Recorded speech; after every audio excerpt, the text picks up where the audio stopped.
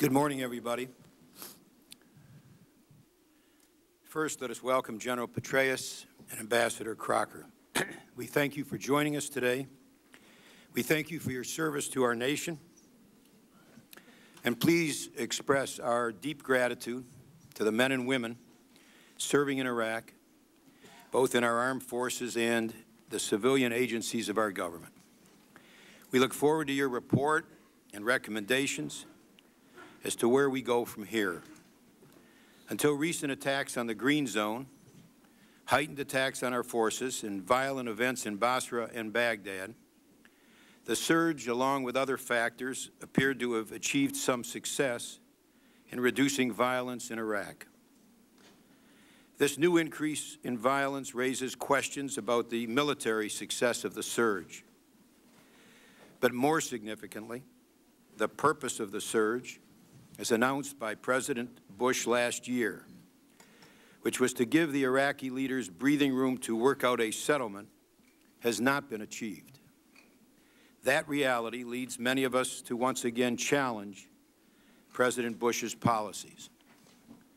During my recent trip to Iraq, just before the latest outbreak of violence, a senior U.S. military officer told me that when he asked an Iraqi official, "Why is it that we're using our U.S. dollars to pay your people to clean up your towns instead of you using your funds?" that the Iraqi replied, "As long as you are willing to pay for the cleanup, why should we do it?" This story crystallizes the fundamental problem of our policy in Iraq. It highlights the need to change our current course in order to shift responsibility from our troops and our taxpayers to the Iraqi government, to force that government to take responsibility for their own future politically, economically, and militarily. Our current open-ended commitment is an invitation to continuing dependency. An open-ended pause starting in July would be just the next page in a war plan with no exit strategy. As another senior U.S. military officer in Iraq put it 2 weeks ago, it is time to take the training wheels off and time to take our hands off the Iraqis' bicycle seat. The Bush administration strategy has been built on the assumption that so long as we continue to provide the Maliki government with plenty of time, military support, and financial assistance, they will take responsibility for Iraqis' future. But the major political steps that they need to take have not yet been taken by the Iraqis, including establishment of a framework for controlling and sharing oil revenue, adopting an election law so an October 1 provincial election can take place, and considering amendments to their constitution. Even the few small political steps that have been taken by the Iraqis are in jeopardy because of the incompetence and excessively sectarian leadership of Mr. Maliki. Last week, this incompetence was dramatized in the military operation in Basra. Far from being the defining moment that President Bush described, it was a haphazardly planned operation, carried out apparently without meaningful consultation with the U.S. military or even key Iraqi leaders, while Maliki made unrealistic claims, promises, and threats. In January of last year, when President Bush announced the surge, he said the Iraqi government planned to take responsibility for security across Iraq by November 2007. The President also pledged to hold the Iraqi government to a number of other political benchmarks which were supposed to be achieved by the end of 2007. But instead of forcefully pressing for political progress, President Bush has failed to hold the Maliki government to their promises, showering them instead with praise that they are bold and strong. The President has ignored the view of his own military leaders who, according to a State Department report less than 5 months ago, concluded that, quote, "The intransigence of Iraq's Shiite-dominated government is the key threat facing the United States' effort in Iraq, rather than al-Qaeda terrorists, Sunni insurgents, or Iranian-backed militias." Well, now violence appears to be on the rise, and President Bush would once again take pressure off of Maliki if he announces that reductions of our troops will be halted in July and that pause is open-ended. On the economic side, 5 years after the war began, skyrocketing oil prices have swelled Iraqi oil revenues beyond all expectations. Iraq now has tens of billions of dollars in surplus funds in their banks and in accounts around the world, including about $30 billion in U.S. banks. But Iraqi leaders and bureaucrats aren't spending their funds. The result is that far from financing its own reconstruction, as the administration promised 5 years ago, the Iraqi government has left the U.S. to make most of the capital expenditures needed to provide essential services and improve the quality of life of Iraqi citizens. American taxpayers are spending vast sums on reconstruction efforts. For example, the U.S. has spent over $27 billion to date on major infrastructure projects, job training, education and training and equipping of Iraqi security forces.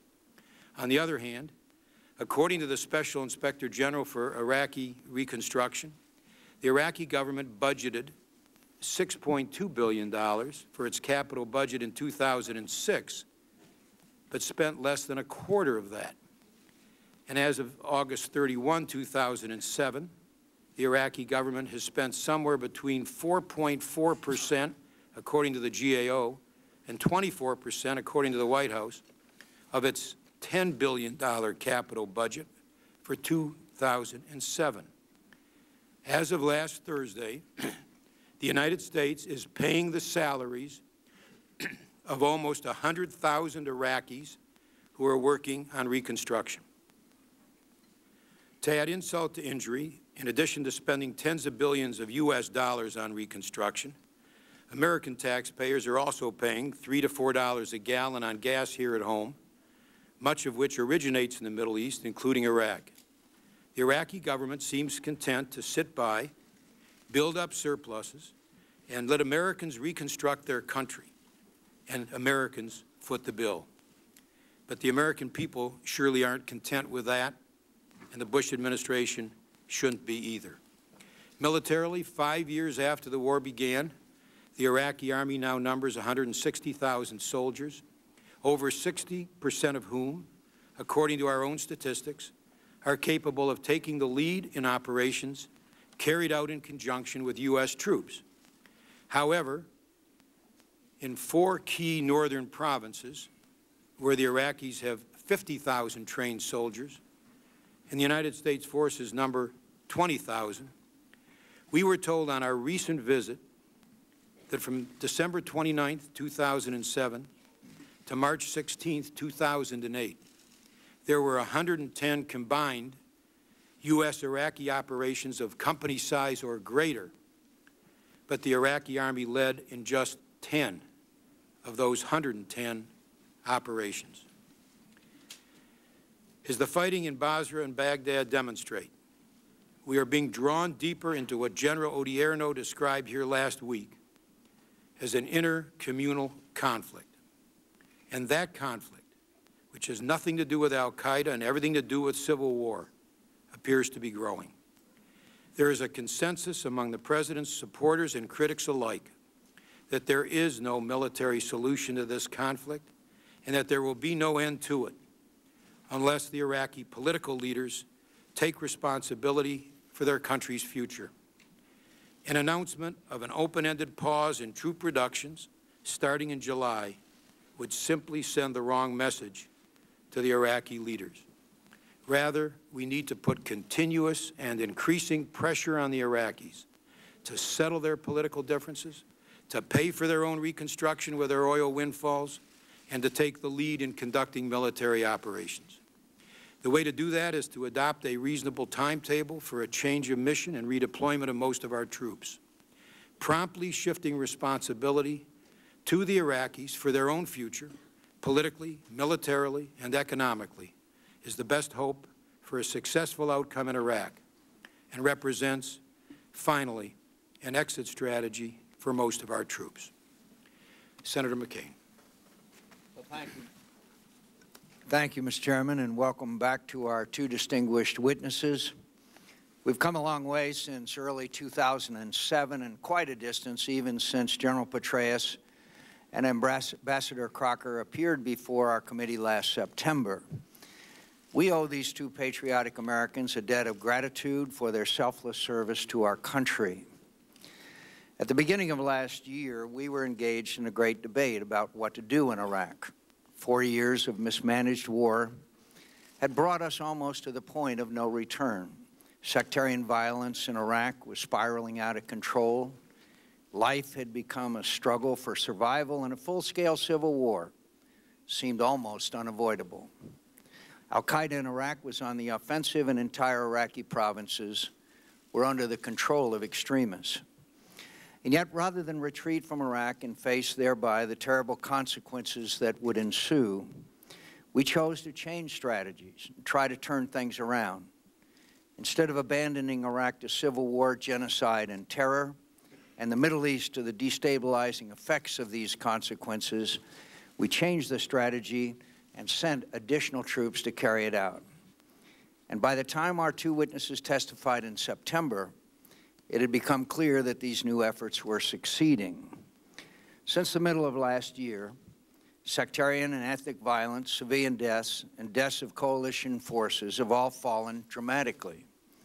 This improved security environment has led to a new opportunity, one in which average Iraqis can in the future approach a more normal political and economic life. Reconciliation has moved forward, and over the weekend, Sunni, Shia, and Kurdish leaders backed the Prime Minister in a statement supporting his operation in Basra and urging the disbandment of all militias. Much, much more needs to be done. And Iraq's leaders need to know that we expect them to show the necessary leadership to rebuild their country, for only they can.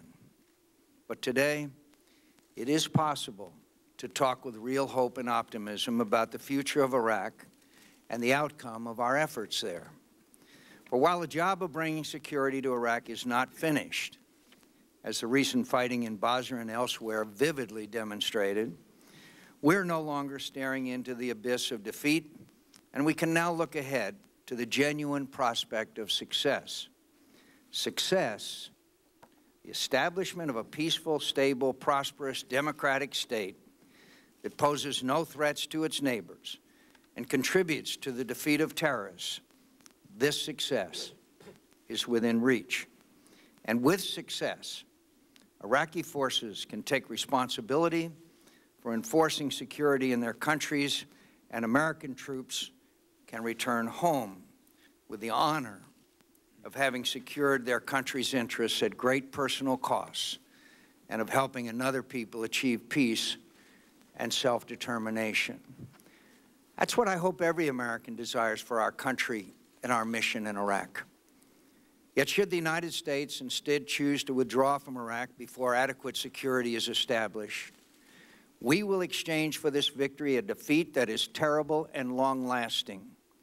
Al-Qaeda in Iraq would proclaim victory and increase its efforts to provoke sectarian tensions, pushing for a full-scale civil war that could descend into genocide and destabilize the Middle East. Iraq would become a failed state.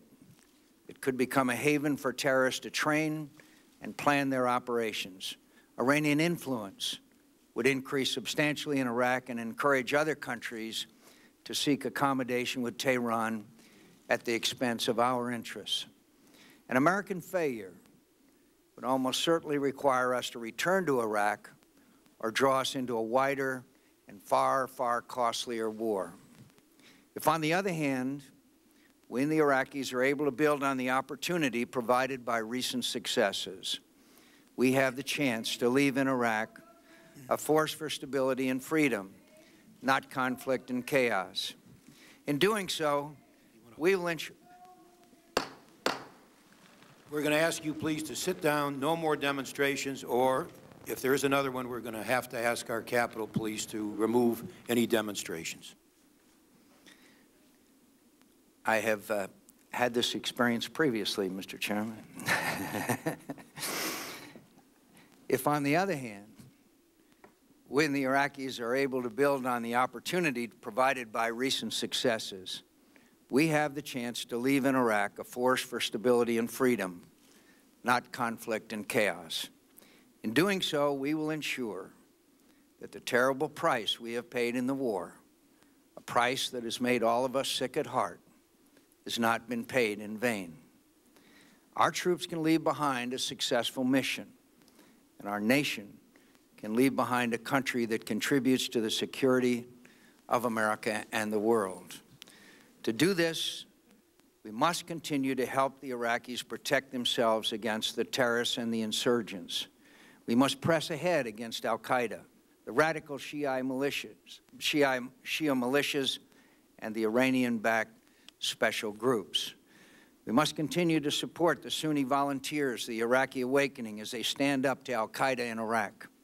And we must continue to build the capacity of the Iraqi security forces so they can play an ever stronger and more neutral role in suppressing violence. This means rejecting, as we did in 2007, the calls for a reckless and irresponsible withdrawal of our forces at the moment when they are succeeding. I do not want to keep our troops in Iraq a minute longer than necessary to secure our interests there. Our goal, my goal, is an Iraq that no longer needs American troops.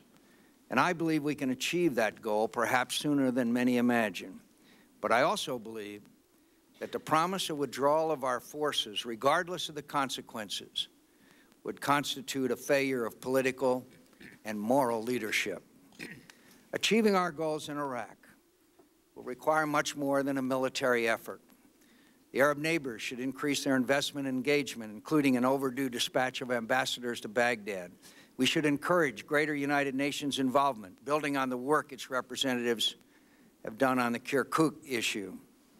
The Iraqis must continue the reconciliation that has helped dampen violence over recent months, and they need to move a portion of their growing budget surpluses into job creation programs, move toward an end to their reliance on outside sources of aid, and look for other ways to take on more of the financial burdens currently borne by American taxpayers.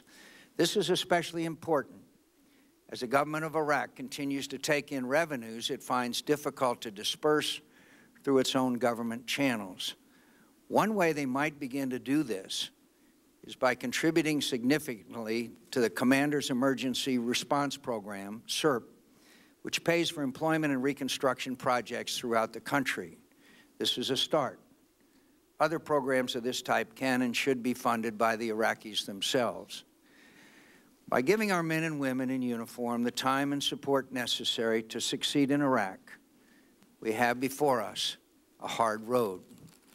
It is a privilege beyond measure to live in a country served so well by these individuals. The sacrifices made by these patriots and their families are incredibly great. Yet the alternative path is, in the end, the far costlier one. As we convene this hearing and as we continue to debate our future in Iraq, Americans continue to risk everything, to accomplish their mission on our behalf. With the untold costs of their failure and the benefits offered by success, the Congress must not choose to lose in Iraq. We should choose instead to succeed. Thank you, Mr. Chairman. Thank you, Senator McCain. Again, our warm welcome to you, General Petraeus, and Admiral Crocker. Admiral Petraeus, will you begin? Excuse me, General Petraeus, will you begin? Thank you, Mr. Chairman, Ranking Member, members of the committee. Thank you for the opportunity to provide an update on the security situation in Iraq and to discuss the recommendations I recently provided to my chain of command. Since Ambassador Crocker and I appeared before you 7 months ago, there has been significant but uneven security progress in Iraq. Since September, levels of violence and civilian deaths have been reduced substantially. Al-Qaeda, Iraq, and a number of other extremist elements have been dealt serious blows. The capabilities of Iraqi security force elements have grown, and there has been noteworthy involvement of local Iraqis in local security. Nonetheless, the situation in certain areas is still unsatisfactory and innumerable challenges remain. Moreover, as events in the past 2 weeks have reminded us, and as I have repeatedly cautioned, the progress made since last spring is fragile and reversible. Still, security in Iraq is better than it was when Ambassador Crocker and I reported to you last September, and it is significantly better than it was 15 months ago when Iraq was on the brink of civil war and the decision was made to deploy additional forces to Iraq. A number of factors have contributed to the progress that has been made. First, of course, has been the impact of increased numbers of coalition and Iraqi forces. You're well aware of the U.S. surge. Less recognized is that Iraq has also conducted a surge, adding well over 100,000 additional soldiers and police to the ranks of its security forces in 2007, and slowly increasing its capability to deploy and employ these forces. A second factor has been the employment of coalition and Iraqi forces in the conduct of counterinsurgency operations across the country, deployed together to safeguard the Iraqi people, to pursue al-Qaeda Iraq, and to combat criminal elements and militia extremists, to foster local reconciliation, and to enable political and economic progress. Another important factor has been the attitudinal shift among certain elements of the Iraqi population. Since the first Sunni awakening in late 2006, Sunni communities in Iraq increasingly have rejected al-Qaeda Iraq's indiscriminate violence and extremist ideology. These communities also recognize that they could not share in Iraq's bounty if they didn't participate in the political arena. Over time, awakenings have prompted tens of thousands of Iraqis, some former insurgents, to contribute to local security as so-called Sons of Iraq. With their assistance and with relentless pursuit of al-Qaeda Iraq, the threat posed by AQI, while still lethal and substantial, has been reduced significantly. The recent flare-up in Basra, southern Iraq, and Baghdad underscored the importance of the ceasefire declared by Muqtada al-Sadr last fall, another factor in the overall reduction in violence. Recently, of course, some militia elements became active again. Though a Sadr stand-down resolved the situation to a degree, the flare-up also highlighted the destructive role Iran has played in funding, training, arming, and directing the so-called special groups, and generated renewed concern about Iran in the minds of many Iraqi leaders. Unchecked, the special groups pose the greatest long-term threat to the viability of a democratic Iraq. As we look to the future, our task together with our Iraqi partners will be to build on the progress achieved and to deal with the many challenges that remain. I do believe that we can do this while continuing the ongoing drawdown of the surge forces. In September, I described the fundamental nature of the conflict in Iraq as a competition among ethnic and sectarian communities for power and resources. This competition continues, influenced heavily by outside actors, and its resolution remains the key to producing long-term stability in Iraq. Various elements push Iraq's ethno-sectarian competition toward violence. Terrorists, insurgents, militia extremists, and criminal gangs pose significant threats. Al-Qaeda's senior leaders, who still view Iraq as the central front in their global strategy, send funding, direction, and foreign fighters to Iraq. Actions by neighboring states compound Iraq's challenges. Syria has taken some steps to reduce the flow of foreign fighters through its territory, but not enough to shut down the key network that supports al-Qaeda Iraq. And Iran has fueled the violence, as I noted, in a particularly damaging way through its lethal support to the special groups. Finally, insufficient Iraqi governmental capacity, lingering sectarian mistrust, and corruption add to Iraq's problems. These challenges and recent weeks' violence notwithstanding, Iraq's ethno-sectarian competitions in many areas is now taking place more through debate and less through violence. In fact, the recent escalation of violence in Baghdad and southern Iraq was dealt with, temporarily at least, by most parties acknowledging that the rational way ahead is through political dialogue rather than street fighting. As I stated at the outset, though Iraq remains a violent country, we do see progress in the security arena. As this chart illustrates, for nearly 6 months, security incidents have been at a level not seen since early to mid-2005, though the level did spike in recent weeks as a result of the fighting in Basra and Baghdad.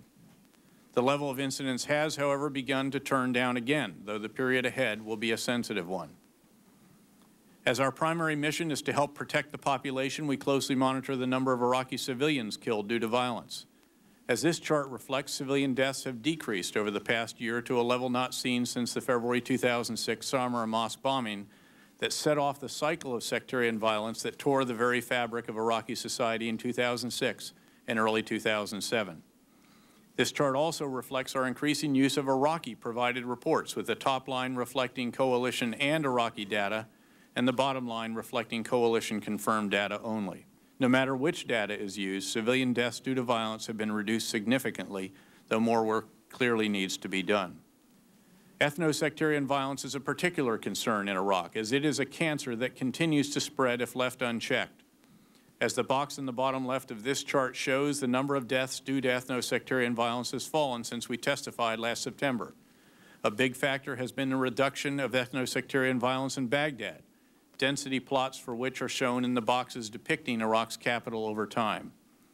Some of this decrease is, to be sure, due to sectarian hardening of certain Baghdad neighborhoods. However, that is only a partial explanation, as countless sectarian fault lines and numerous mixed neighborhoods still exist in Baghdad and elsewhere. In fact, coalition and Iraqi forces have focused along the fault lines to reduce the violence and enable Sunni and Shia leaders to begin the long process of healing in their local communities. As this next chart shows, even though the number of high-profile attacks increased in March as al-Qaeda lashed out, the current level of attacks like this remains far below its height a year ago. Moreover, as we have helped improve security and focused on enemy networks, we have seen a decrease in the effectiveness of such attacks. The number of deaths due to ethno-sectarian violence in particular has remained relatively low, illustrating the enemy's inability to date to reignite the cycle of ethno-sectarian violence. The emergence of Iraqi volunteers to help secure their local communities has been an important development. As this chart depicts, there are now over 91,000 sons of Iraq, Shia as well as Sunni, under contract to help coalition and Iraqi forces protect their neighborhoods and secure infrastructure and roads. These volunteers have contributed significantly in various areas, and the savings and vehicles not lost because of reduced violence, not to mention the priceless lives saved, have far outweighed the cost of their monthly contracts. Sons of Iraq have also contributed to the discovery of improvised explosive devices and weapons and explosive caches. As this next chart shows, in fact, we have already found more caches in 2008 than we found in all of 2006. Given the importance of the Sons of Iraq, we're working closely with the Iraqi government to transition them into the Iraqi security forces or other forms of employment.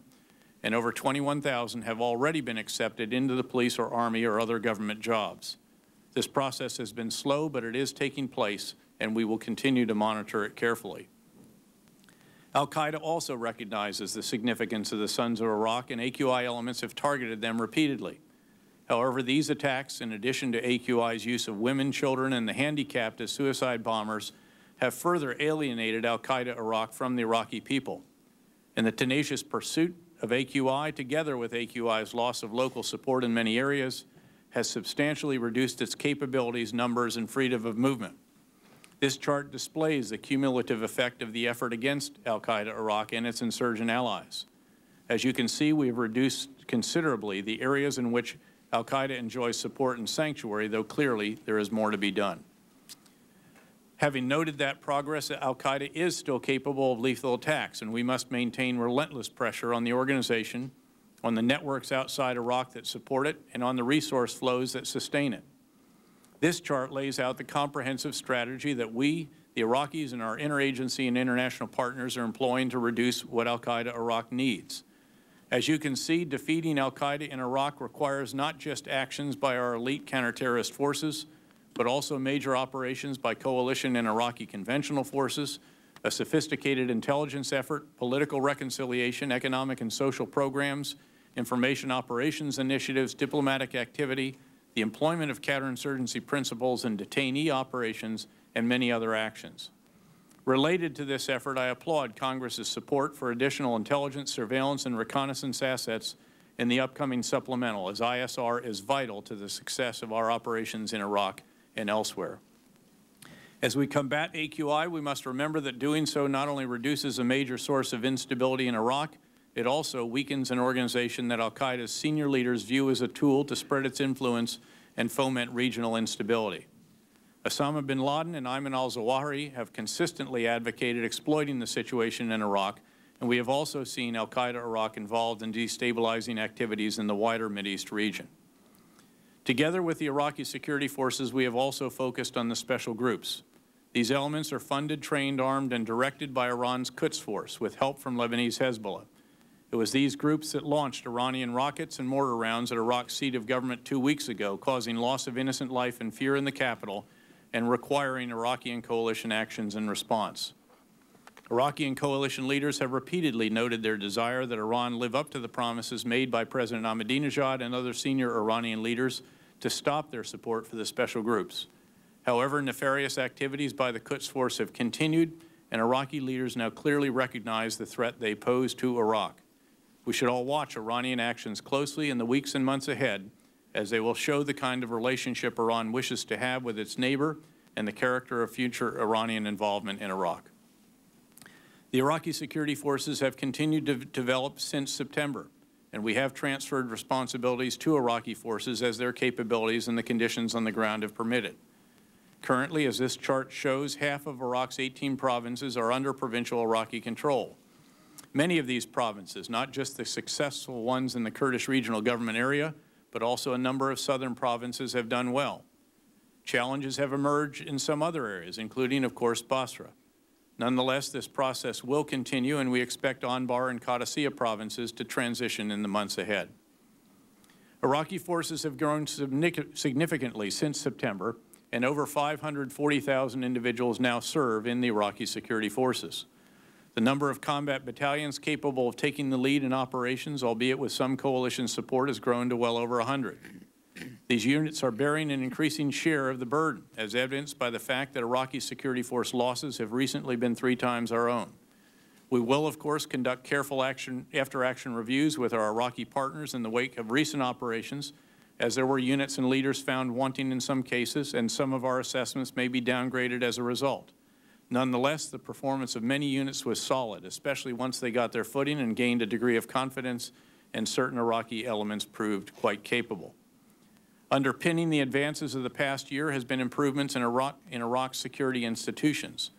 An increasingly robust Iraqi-run training base enabled the Iraqi security forces to grow by over 133,000 soldiers and police over the past 16 months. And the still expanding training base is expected to generate an additional 50,000 Iraqi soldiers and 16 Army and Special Operations battalions through the rest of 2008, along with 23,000 police and 8 national police battalions. Additionally, Iraq's security ministries are steadily improving their ability to execute their budgets. As this chart shows, in 2007, as in 2006, Iraq's security ministries spent more in their forces than the United States provided through the Iraqi Security Forces Fund. We anticipate that Iraq will spend over $8 billion on security this year and $11 billion next year. And this projection enabled us recently to reduce significantly our Iraqi Security Forces Fund request for fiscal year 2009 from $5.1 billion to $2.8 billion. While improved, Iraqi security forces are not yet ready to defend Iraq or maintain security throughout the country on their own. Recent operations in Basra highlight improvements in the ability of the Iraqi security forces to deploy substantial numbers of units, supplies, and replacements on very short notice. They certainly could not have deployed a division's worth of Army and police units on such short notice a year ago. On the other hand, the recent operations also underscored the considerable work still to be done in the area of logistics, force enablers, staff development, and command and control. We also continue to help Iraq through the U.S. Foreign Military Sales Program. As of March 2008, the Iraqi government has purchased over $2 billion worth of equipment and services of American origin through FMS. Since September, and with your encouragement of the organizations in the FMS process, delivery has improved as the FMS system has strived to support urgent wartime requirements. On a related note, I would ask that Congress consider restoring funding for the International Military Education and Training Program, which supports education for mid- and senior-level Iraqi military and civilian leaders and is an important component of the development of the leaders Iraq will need in the future. While security has improved in many areas and the Iraqi security forces are shouldering more of the load, the situation in Iraq remains exceedingly complex and challenging. Iraq could face a resurgence of al-Qaeda Iraq, or additional Shia groups could violate Muqtada al-Sadr's ceasefire order and return to violence. External actors like Iran could stoke violence within Iraq, and actions by other neighbors could undermine the security situation as well. Other challenges result, paradoxically, from improved security, which has provided opportunities for political and economic progress and improved services at the local, provincial, and national levels. But the improvements have also created expectations that progress will continue. In the coming months, Iraq leaders must strengthen governmental capacity, execute budgets, pass additional legislation, conduct provincial elections, carry out a census, determine the status of disputed territories, and resettle internally displaced persons and refugees. These tasks would challenge any government, much less a still developing government tested by war. The Commander's Emergency Response Program, the State Department's Quick Response Fund, and the USAID programs enable us to help Iraq deal with its challenges. To that end, I respectfully ask that you provide us by June the additional SERP funds requested in the supplemental. These funds have an enormous impact. As I noted earlier, the salaries paid to the sons of Iraq alone cost far less than the cost savings and vehicles not lost due to the enhanced security in local communities. Encouragingly, the Iraqi government recently allocated $300 million for us to manage as Iraqi SERP to perform projects for their people while building their own capacity to do so. The Iraqi government has also committed $163 million to gradually assume Sons of Iraq contracts, $510 million for small business loans, and $196 million for a joint training, education, and reintegration program. The Iraqi government pledges to provide more as they execute the budget passed 2 months ago. Nonetheless, it is hugely important to have our resources continue even as Iraqi funding begins to outstrip ours. Last month, I provided my chain of command recommendations for the way ahead in Iraq. During that process, I noted the objective of retaining and building on our hard-fought security gains while we draw down to the pre-surge level of 15 brigade combat teams. I emphasized the need to continue work with our Iraqi partners to secure the population and to transition responsibilities to the Iraqis as quickly as conditions permit, but without jeopardizing the security gains that have been made. As in September, my recommendations are informed by operational and strategic considerations. The operational considerations include recognition that the military surge has achieved progress, but that progress is reversible. Iraqi security forces have strengthened their capabilities, but still must grow further. The provincial elections in the fall, refugee returns, detainee releases, and efforts to resolve provincial boundary disputes and Article 140 issues will be very challenging. The transition of Sons of Iraq into the Iraqi security forces or other pursuits will require time and careful monitoring. Withdrawing too many forces too quickly could jeopardize the progress of the past year, and performing the necessary tasks in Iraq will require sizable conventional forces as well as special operations forces and advisor teams. The strategic considerations include recognition that the strain on the U.S. military, especially on its ground forces, has been considerable. A number of the security challenges inside Iraq are also related to significant regional and global threats. A failed state in Iraq would pose serious consequences for the greater fight against al-Qaeda, for regional stability, for the already existing humanitarian crisis in Iraq, and for the efforts to counter malign Iranian influence. After weighing these factors, I recommended to my chain of command that we continue the drawdown of the surge combat forces, and that upon the withdrawal of the last surge brigade combat team in July, we undertake a 45-day period of consolidation and evaluation. At the end of that period, we will commence a process of assessment to examine the conditions on the ground and, over time, determine when we can make recommendations for further reductions. This process will be continuous, with recommendations for further reductions made as conditions permit. This approach does not allow establishment of a set withdrawal timetable.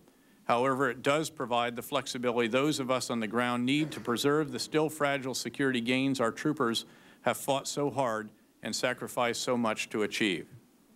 With this approach, the security achievements of 2007 and early 2008 can form a foundation for the gradual establishment of sustainable security in Iraq. This is not only important to the 27 million citizens of Iraq, it is also vitally important to those in the Gulf region, to the citizens of the United States, and to the global community. It clearly is in our national interest to help Iraq prevent the resurgence of al-Qaeda in the heart of the Arab world, to help Iraq resist Iranian encroachment on its sovereignty, to avoid renewed ethno-sectarian violence that could spill over Iraq's borders and make the existing refugee crisis even worse, and to enable Iraq to expand its role in the regional and global economies. In closing, I want to comment briefly on those serving our nation in Iraq. We have asked a great deal of them and of their families, and they have made enormous sacrifices. My keen personal awareness of the strain on them and on the force as a whole has been an important factor in my recommendations. The Congress, the executive branch, and our fellow citizens have done an enormous amount to support our troopers and their loved ones, and all of us are grateful for that. Nothing means more to those in harm's way than the knowledge that their country appreciates their sacrifices and those of their families. Indeed, all Americans should take great pride in the men and women serving our nation in Iraq and in the courage, determination, resilience, and initiative they demonstrate each and every day. It remains the greatest of honors to soldier with them. Thank you very much. Thank you, General Petraeus. Ambassador Crocker. Mr. Chairman, Senator McCain, members of the committee, it is an honor to appear before you today to provide my assessment on political, economic, and diplomatic developments in Iraq. When General Petraeus and I reported to you in September, I gave my considered judgment on whether our goals in Iraq were attainable. Can Iraq develop into a united, stable country with a democratically elected government operating under the rule of law? Last September, I said that the cumulative trajectory of political, economic, and diplomatic developments in Iraq was upwards, although the slope of that line was not steep. Developments over the last 7 months have strengthened my sense of a positive trend. Immense challenges remain, and progress is uneven and often frustratingly slow. But there is progress. Sustaining that progress will require continuing U.S. resolve and commitment. What has been achieved is substantial, but it is also reversible. 5 years ago, the statue of Saddam Hussein was toppled in Baghdad. The euphoria of that moment evaporated long ago. But as Iraq emerges from the shattering violence of 2006 and the early part of 2007, there is reason to sustain that commitment and the enormous investment we have made in the lives of our young men and women and our resources. Let me describe the developments upon which I base such a judgment. The first is at the national level in the form of legislation and the development of Iraq's parliament. In September, we were disappointed that Iraq had not yet completed key laws. In the last several months, Iraq's parliament has formulated, debated vigorously, and in many cases passed legislation dealing with vital issues of reconciliation and nation building. A pension law extended benefits to individuals who had been denied them because of service with the previous regime. The Accountability and Justice Law, Deba'thification Reform, passed after lengthy and often contentious debate and reflects a strengthened spirit of reconciliation, as does a far-reaching amnesty law. The Provincial Powers Law is a major step forward in defining the relationship between the federal and provincial governments. This involved a debate about the fundamental nature of the state, similar in its complexity to our own lengthy and difficult debate over states' rights. The Provincial Powers Law also called for provincial elections by October 1, 2008, and an electoral law is now under discussion that will set the parameter for those elections. All major parties have announced their support for elections, which will be a major step forward in Iraq's political development and will set the stage for national elections in late 2009. A vote by the Council of Representatives in January to change the design of the Iraqi flag means the flag now flies in all parts of the country for the first time in years. And the passage of the 2008 budget with record amounts for capital expenditures ensures that the federal and provincial governments will have the resources for public spending. All of this has been done since September. These laws are not perfect, and much depends on their implementation, but they are important steps. Also important has been the development of Iraq's Council of Representatives as a national institution. Last summer, the Parliament suffered from persistent and often paralyzing disputes over leadership and procedure. Now it is successfully grappling with complex issues and producing viable trade-offs and compromise packages. As debates in Iraq's parliament become more about how to resolve tough problems in a practical way, Iraqi politics have become more fluid. Those politics still have a sectarian bent and basis, but coalitions have formed around issues, and sectarian political groupings, which often were barriers to progress, have become more flexible. Let me also talk about the intangibles, attitudes among the Iraqi people. In 2006 and 2007, many understandably questioned whether hatred between Iraqis of different sectarian backgrounds was so deep that a civil war was inevitable. The Sunni awakening movement in Anbar, which so courageously confronted al-Qaeda, continues to help keep the peace in the area and keep al-Qaeda out. Fallujah, once a symbol for violence and terror, is now one of Iraq's safest cities. The Shia holy cities of Najaf and Karbala are enjoying security and growing prosperity in the wake of popular rejection of extremist militia activity. The Shia clerical leadership, the Marja'iyya, based in Najaf, has played a quiet but important role in support of moderation and reconciliation. In Baghdad, we can see that Iraqis are not pitted against each other purely on the basis of sectarian affiliation. The security improvements of the past months have diminished the atmosphere of suspicion and allowed for acts of humanity that transcend sectarian identities. When I arrived in Baghdad a year ago, my first visit to a city district was to the predominantly Sunni area of Dora. Surge forces were just moving into neighborhoods still gripped by al-Qaeda. Residents were also terrorized by extremist Shia militias. Less than a year later, at the end of February, tens of thousands of Shia pilgrims walked through those same streets on their way to Karbala to commemorate the martyrdom of Imam Hussein. Sunni residents offered food and water as they passed through, and some joined the pilgrimage. News from Iraq in recent weeks has been dominated by the situation in Basra.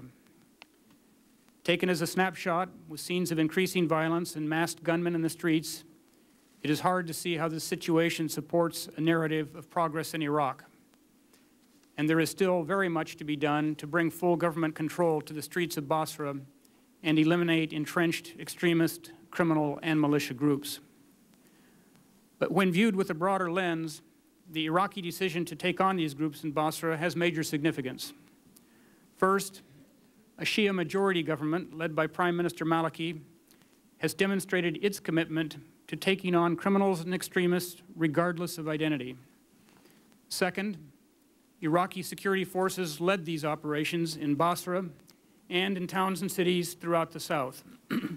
British and U.S. elements played important roles, but these were supporting roles, as they should be. The operation in Basra has also shaken up Iraqi politics. The Prime Minister returned to Baghdad from Basra shortly before General PETRAEUS and I left for Washington, and he is confident in his decision and determined to press the fight against illegal groups. But he is also determined to take a hard look at lessons learned.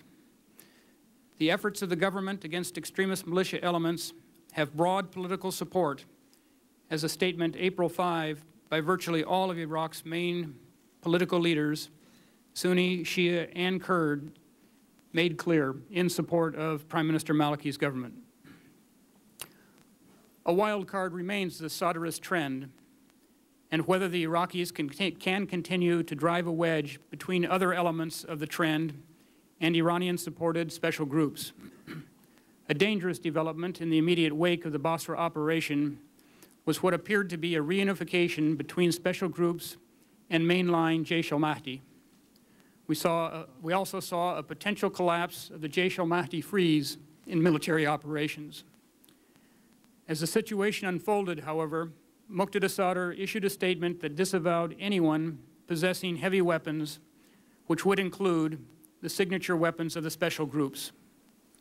This statement can further sharpen the distinction between members of the Sadrist trend, who should not pose a threat to the Iraqi state, and members of the special groups, who very much do. One conclusion I draw from these signs of progress is that the strategy that began with the surge is working. This does not mean that U.S. support should be open-ended or that the level and nature of our engagement should not diminish over time. It is in this context that we have begun negotiating a bilateral relationship between Iraq and the United States. In August, Iraq's 5 principal leaders requested a long-term relationship with the United States to include economic, political, diplomatic, and security cooperation. The heart of this relationship will be a legal framework for the presence of American troops similar to that which exists in nearly 80 countries around the world. The Iraqis view the negotiation of this framework as a strong affirmation of Iraqi sovereignty, placing Iraq on par with other U.S. allies and removing the stigma of Chapter 7 status under the UN Charter, pursuant to which coalition forces presently operate. Such an agreement is in Iraq's interest and ours. U.S. forces will remain in Iraq beyond December 31, 2008, when the UN resolution presently governing their presence expires. Our troops will need basic authorizations and protections to continue operations, and this agreement will provide those authorizations and protections. The agreement will not establish permanent bases in Iraq, and we anticipate that it will expressly forswear them. The agreement will not specify troop levels, and it will not tie the hands of the next administration. Our aim is to ensure that the next president arrives in office with a stable foundation upon which to base policy decisions, and that is precisely what this agreement will do. Congress will remain fully informed as these negotiations proceed in the coming weeks and months. Mr. Chairman, significant challenges remain in Iraq. A reinvigorated cabinet is necessary both for political balance and to improve the delivery of services to Iraq's people. Challenges to the rule of law, especially corruption, are enormous. Disputed internal boundaries, the Article 140 process, must be resolved. The return of refugees and the internally displaced must be managed.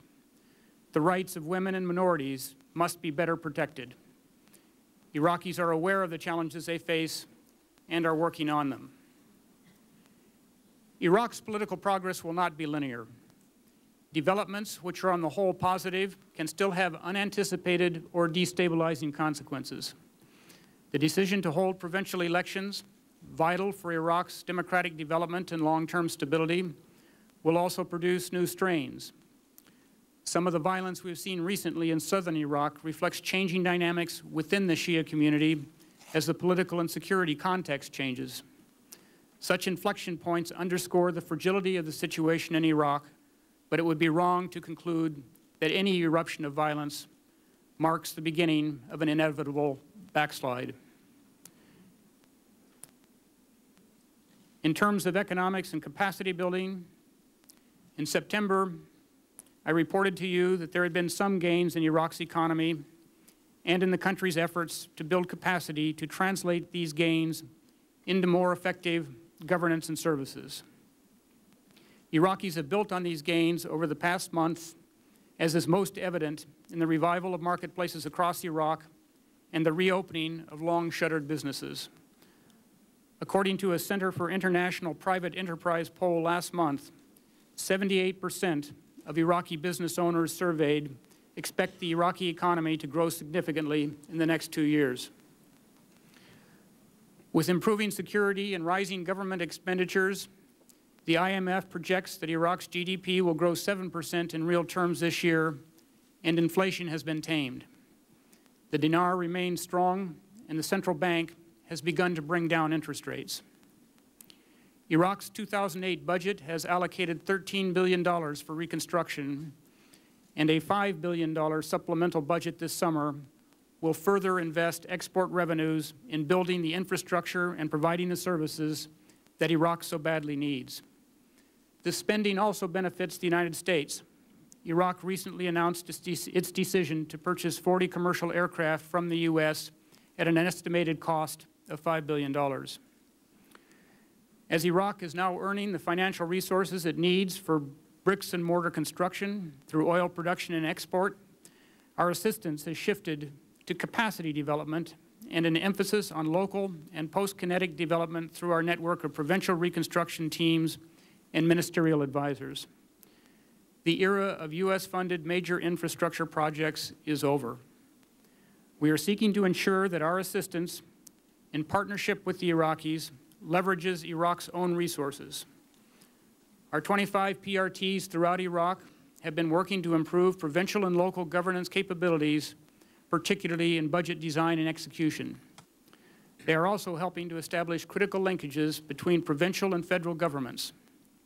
Our PRTs are great enablers, and we are working to ensure their continued viability as our forces redeploy. The relatively small amounts they disburse through quick response funds have major impacts in local communities, and congressional support is important, as it is for other vital programs in the FY08 Global War on Terrorism supplemental request. Iraq increasingly is using its own resources to support projects and programs that we have developed. It has committed approximately $200 million in support of a program to provide vocational training for concerned local citizens who stood up with us in the awakening. Our technical assistance advisors have helped design new procurement procedures for Iraq's oil ministry. We developed the technical specifications from which Iraq's state-owned oil company will build new oil export platforms and underwater pipelines worth over $1 billion.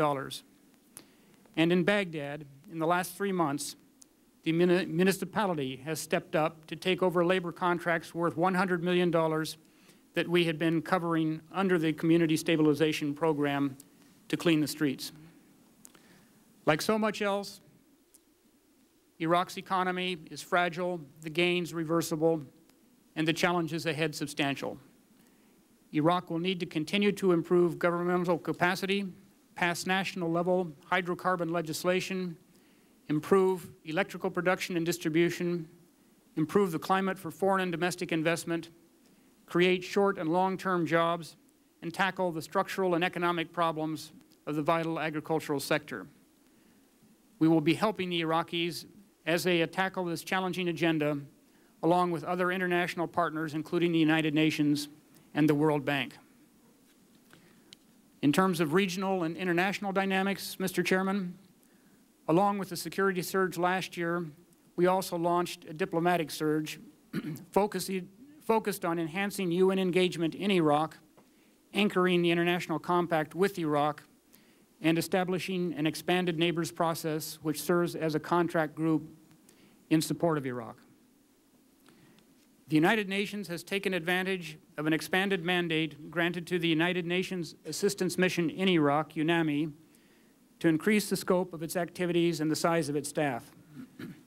Under dynamic new leadership, UNAMI is playing a key role in preparing for provincial elections and in providing technical assistance to resolve disputed internal boundaries.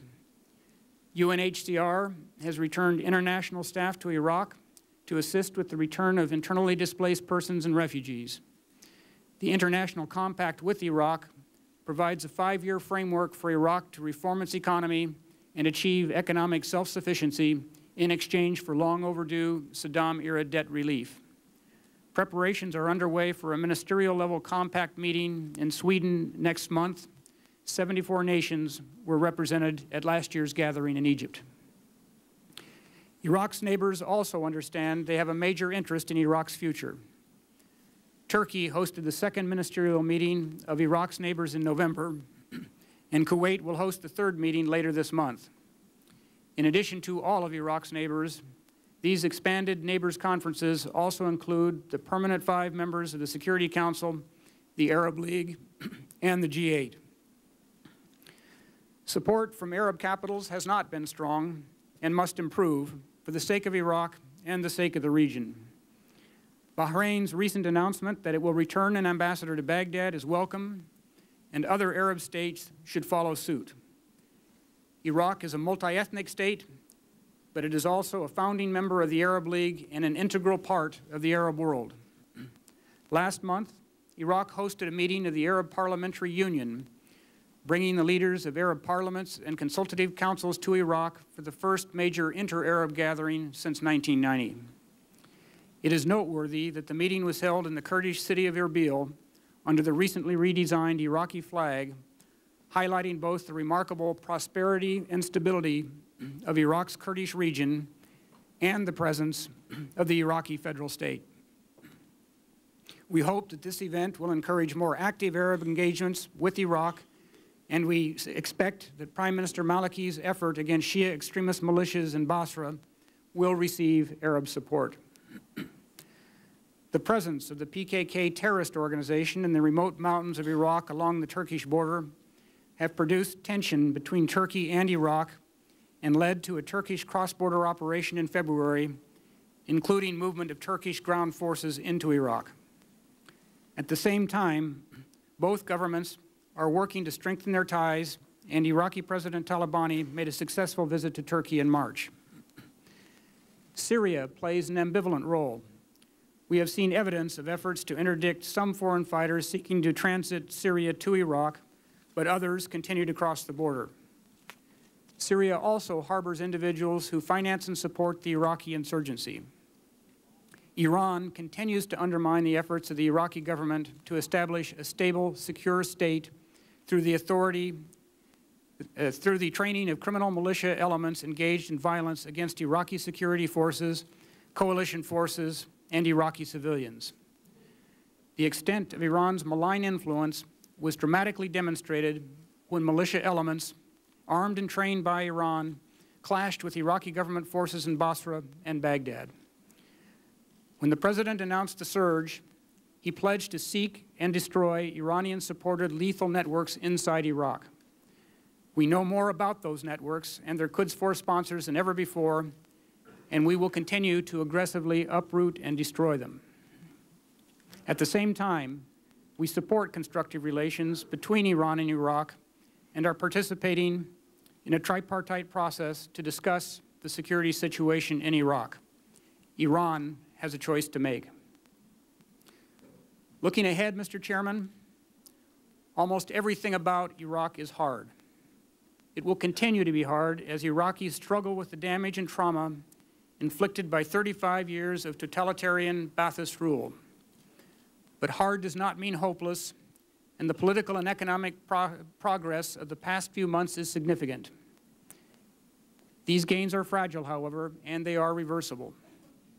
Americans have invested a great deal in Iraq, in blood as well as treasure, and they have the right to ask whether this is worth it, whether it is now time to walk away and let the Iraqis fend for themselves. Iraq has the potential to develop into a stable, secure, multi-ethnic, multi-sectarian democracy under the rule of law. Whether it realizes that potential is ultimately up to the Iraqi people. Our support, however, will continue to be critical. I said in September that I cannot guarantee success in Iraq. That is still the case, although I think we are closer. I remain convinced that a major departure from our current engagement would bring failure, and we have to be clear with ourselves about what failure would mean.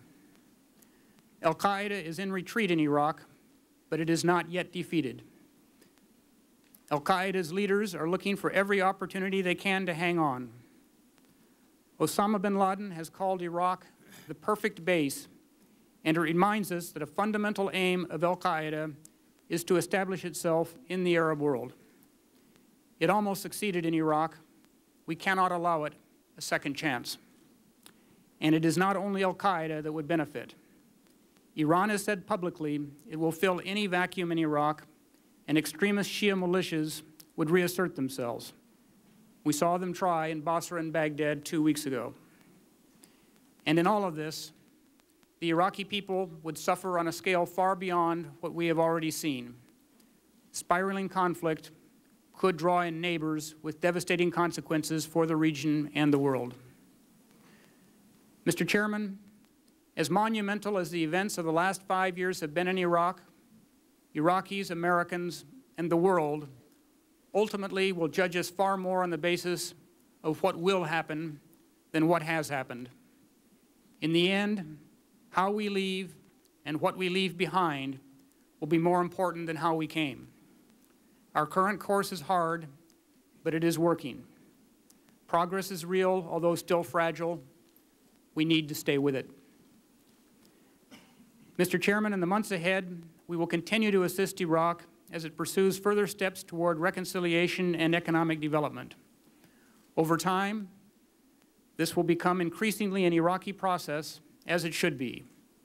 Our efforts will focus on increasing Iraq's integration regionally and internationally, assisting Iraqi institutions locally and nationally to strengthen the political process and promote economic activity, and supporting the United Nations as Iraq carries out local elections toward the end of the year.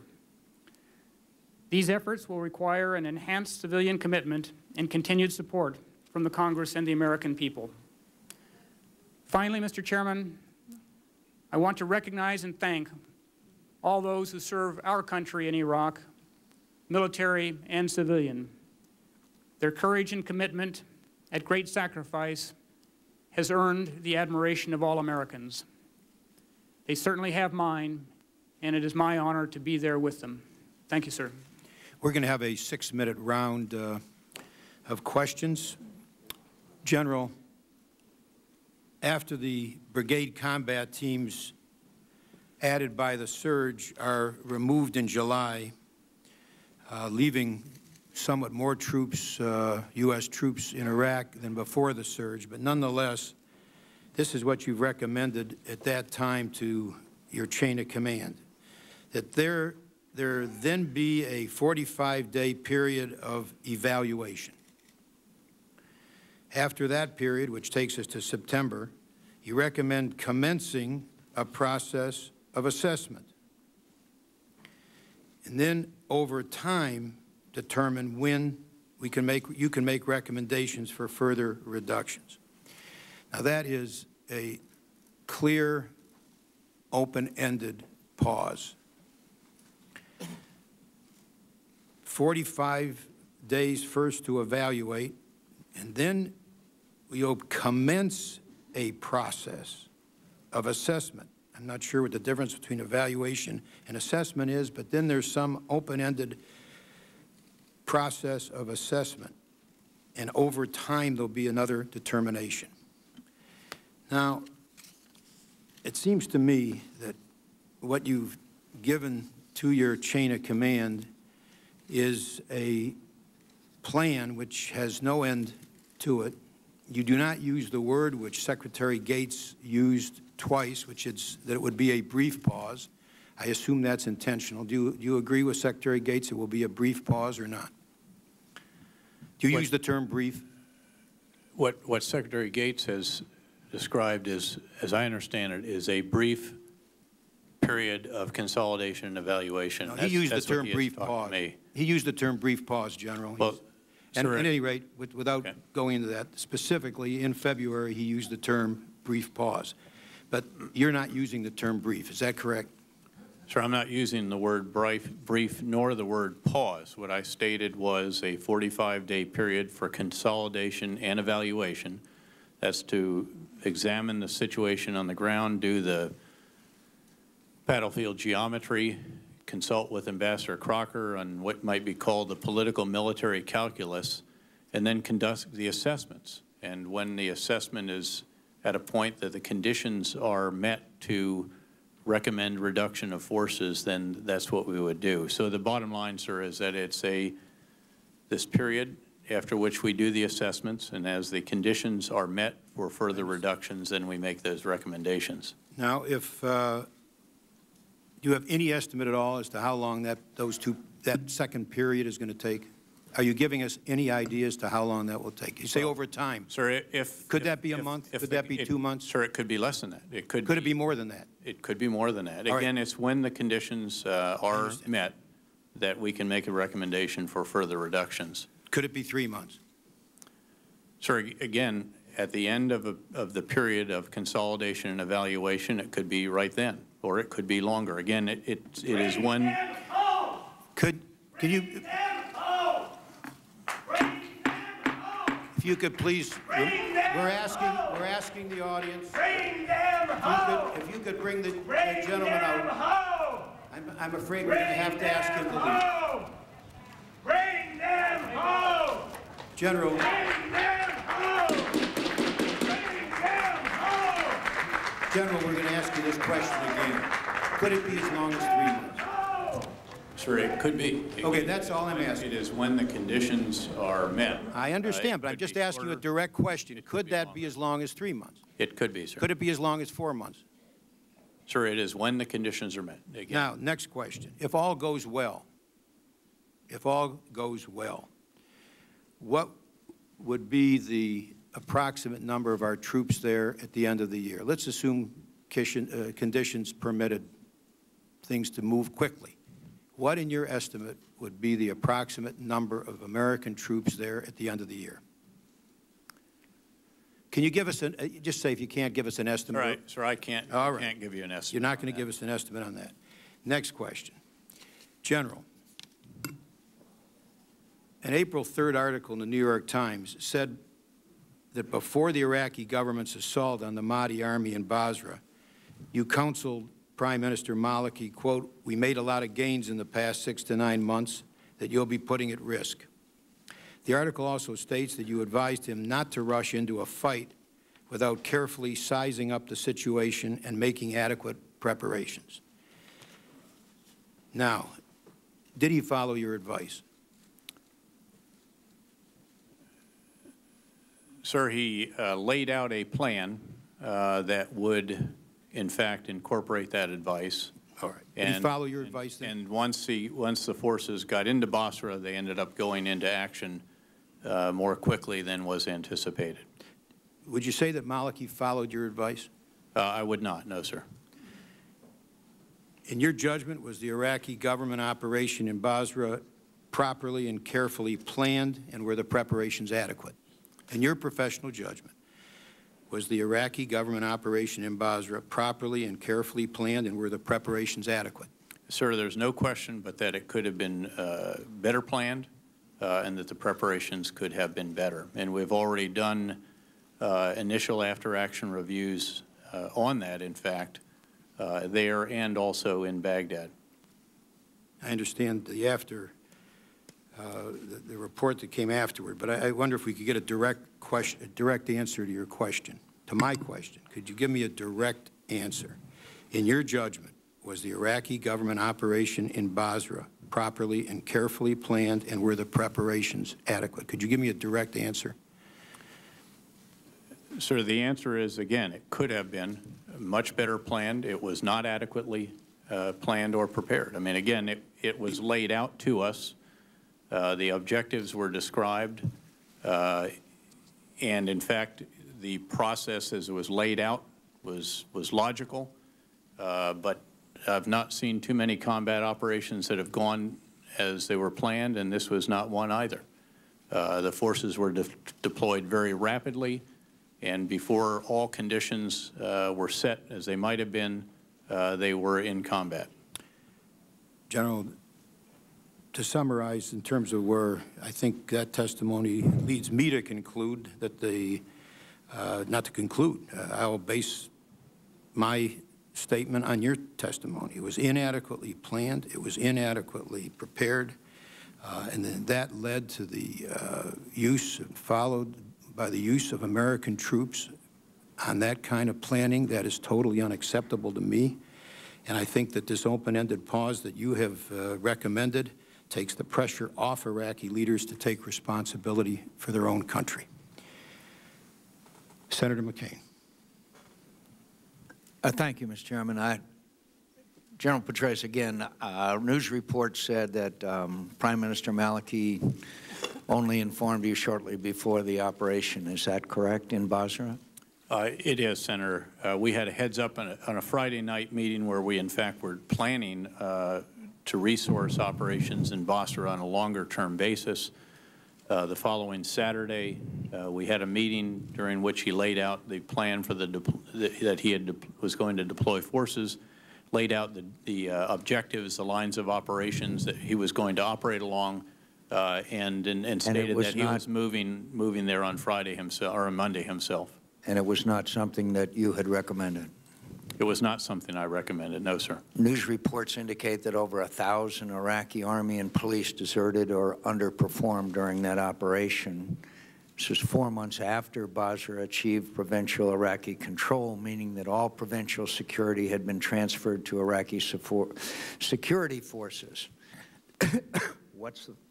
What's the lesson that we're to draw from that, with 1,000 Iraqi army and police deserted or underperformed? Well, one lesson, Senator, is that relatively new forces, what happened was in one case a brigade that literally had just come out of unit set fielding was pressed into operation. The other lesson is a recurring one, and that is the difficulty of local police operating in areas where there is serious intimidation of themselves and of their families. Suffice to say, it was a disappointment. It was, although it is not over yet, Senator. In fact, subsequent to the early days, they then took control of the security at the different ports.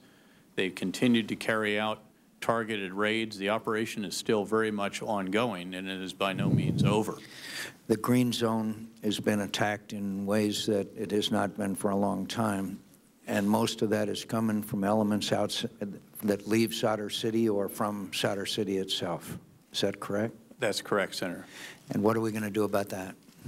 Well, we have already taken control of the area that was the principal launching point for a number of the 107-millimeter rockets into Baghdad, and have secured that area.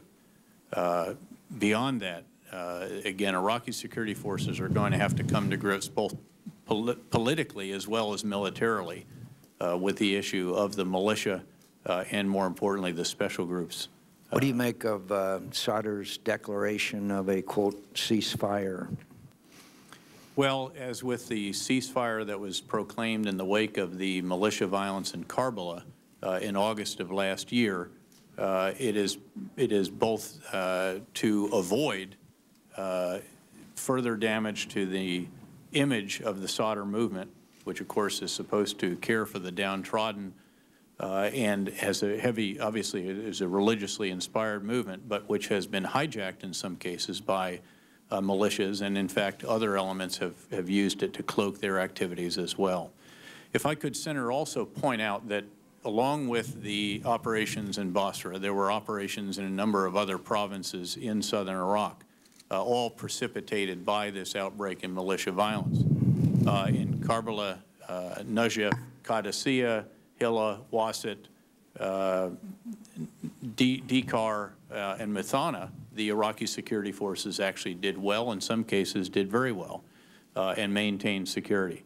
The same is true in Baghdad, although again, even there, the performance was uneven in some cases. There are numerous threats to security in Iraq and the future of Iraq. Do you still view al-Qaeda in Iraq as a major threat? It is still a major threat, though it is certainly not as major a threat as it was, say, 15 months ago. Certainly not an obscure sect of the Shiites all overall, or Sunnis or anybody else. And al-Qaeda continues to try to assert themselves in Mosul. Is that correct? It is, Senator. As you saw on the chart, the area of operation of al-Qaeda has been greatly reduced in terms of controlling areas that it controlled as little as a year and a half ago. But clearly, Mosul and Nainawa province are areas that al-Qaeda is very much trying to hold on to. All roads lead through the traditional capital of the north. They continue to be a significant threat. They do. Yes, sir. Ambassador Crocker, in your statement, you talked about a long-term relationship with Iraq, such as a security arrangement, diplomatic, et cetera, economic, that we have with some 80 countries. You envision this after we succeed in this conflict. Is that correct? Or would you talk a little bit about that, elaborate a little more? Yes, sir. I would actually envision it as helping us to succeed in the conflict. The effort will have two elements. One will be a status of forces agreement. That will be, as I said, approximately like what we have with 80 other countries. It will have some unique aspects to give our forces the authorities to continue operations after the end of 2008. There will also be a broader strategic framework agreement, first called for by the Iraqi leadership last August, and then reflected in the Declaration of Principles that Prime Minister Maliki and President Bush signed in November. This will cover, in addition to security, the political, the economic, the cultural, the whole spectrum of our relations. Thank you. Yeah, finally, General Petraeus, Mosul continues to be a battle. Is that correct? It does, Senator. And who are the major adversaries in Mosul? It's a mixed population. The major adversaries are Al-Qaeda, Iraq, Ansar al-Sunnah, Jaish al-Islami, and some related Sunni extremist organizations that all are allies of Al-Qaeda, Iraq. It's once said that Al-Qaeda cannot succeed without control of Baghdad, and they can't survive without control of Mosul. Is that a oversimplification? A little bit, but not completely, sir. Again, it would be a significant blow to Al-Qaeda, and in fact, the degree to which they're fighting reflects how much they want to retain the amount of presence that they do have in the greater Mosul area. Finally, I hope in response, because my time has expired, we could talk a little bit more about the Iranian threat, particularly their stepped-up support of various elements that are Shiite extremists in Iraq, particularly the role they played in Basra as well as the southern part of the country. I used up my time. I thank you, Mr. Chairman. Thank you, Senator McCain. Senator Kennedy. Thank you, and thank you for your service. Ambassador Crocker, listening to you talk about this bilateral agreement with Iraq, I'm reminded that Secretary Gates told the Armed Services Committee the agreement will not contain a commitment to defend Iraq. As long as America maintains 10,000 troops there, the little distinction between a treaty. He has indicated that.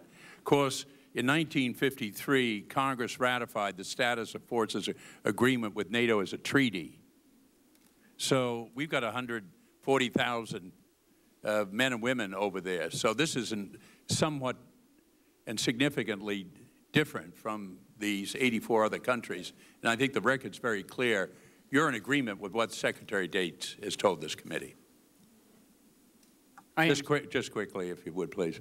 I am, sir. It is our intention to negotiate the Status of Forces agreement as an executive agreement. We do not intend to provide any binding commitments that would trigger the advise and consent process with the Senate. Well, that's going to be another issue that we're going to have to come back on. So you're not going to follow what that has been done previously by President Eisenhower, even under President Reagan. Congress approved agreements to the United States for the observer group in the Sinai Desert. You're not going to follow their precedent. We're going to keep the Congress fully informed. I understand there are some briefings scheduled for the coming few days. Let me, listening to the testimony this morning, General Petraeus, it seems clear that the administration describes one Iraq while we see another. The President sees an Iraq in which Iraqis want to make political accommodation if only the security would allow it. But most Americans see an Iraq in which the premise of the President's policy has been proven hopelessly wrong and will continue to be wrong as long as the commitment of our military remains open-ended. The President sees an Iraq where progress is being made in neighborhoods, villages, and towns and cities across Iraq.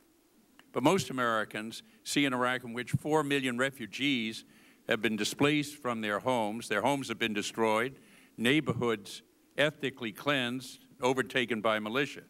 The President and the Vice President describe an Iraq whose oil would pay for the needs of its people. But most Americans see an Iraq that is sitting on billions in oil revenues, while the American taxpayer spends billions to fund Iraq's reconstruction. A year ago, the President argued that we wouldn't begin to withdraw troops from Iraq because there was too much violence. Now the President argues we can't begin to withdraw troops because violence is down. Whatever the conditions on the ground, the President's arrows always point in the same direction, to an open-ended commitment of our troops. American people deserve to know when the arrows will finally point to an exit from Iraq. And it's time to put the Iraqis on notice that our troops will not remain forever, so that they will take the essential steps to resolve their differences. Just to come back to a question that was asked earlier, Americans want to know, after we have spent approximately $24 billion in training Iraqi troops in 5 years, of why we have, when these forces are going to be ready and willing to stand up and fight on their own so the Americans don't have to fight for them, as we've seen with the 1,000 that effectively deserted or left their units. Senator, they are fighting and, as I mentioned, dying for their country in substantial numbers. Their losses, again, are some 3 times our losses of late. And I might add that the Sons of Iraq losses are between 2.5 and 3 times our losses in addition to that. So they're very much fighting, and they are very much dying for their country. They have indeed taken on the security tasks in a substantial number of provinces, and they are shouldering more of the burden in a number of the others. Again, in Basra, there were not just the units that didn't do well, there were also units that did do well and some that did very well. And so again, this is tough combat. When forces are new and go into it, they do bow at times before they steady. And we saw that in Basra, and we saw it